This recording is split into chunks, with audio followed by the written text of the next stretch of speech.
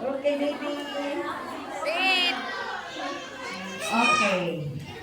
Wait! Wait! Okay. Okay, sa atin pong judges.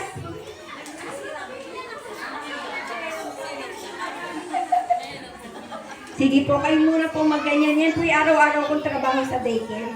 Ganyan po. Hindi ko rin alam kung paano ko pa sila na pag-activity. Kasi ganyan po ang aming sitwasyon. Okay. Yung SNP natin. Yung nasa may nag-effort po?